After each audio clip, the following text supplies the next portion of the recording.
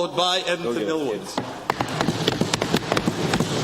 Babe is a 96-year-old World War II veteran, currently in a private care facility and on the waiting list for extended care. Fran, the love of his life for 71 years, was put in extended care in October.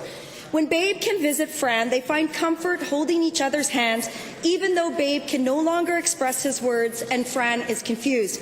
Babe and Fran deserve to be together.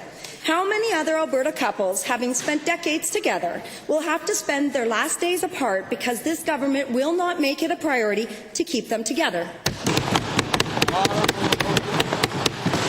Well, Mr. Speaker, we know, and going back to 2010, we knew of the issue that we're facing today, and that's an aging population.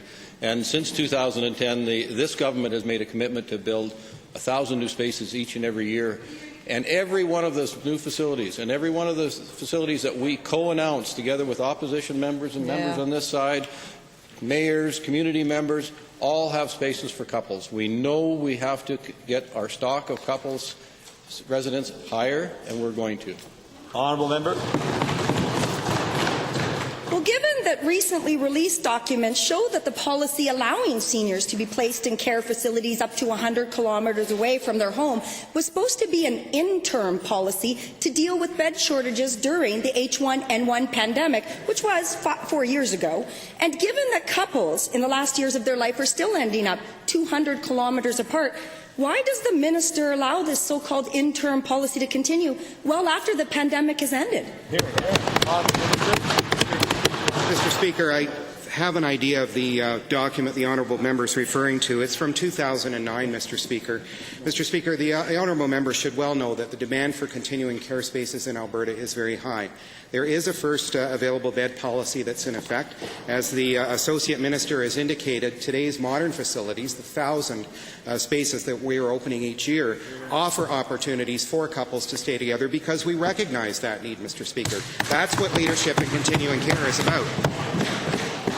Couples are separated every day, Mr. Speaker, and given that in 2009, when the 100-kilometre placement policy came into effect, Alberta Health Services said, and I quote, "Alberta Health Services is committed to getting these clients back into their community of choice as soon as there is a relief from the unique H1N1 pandemic pressure."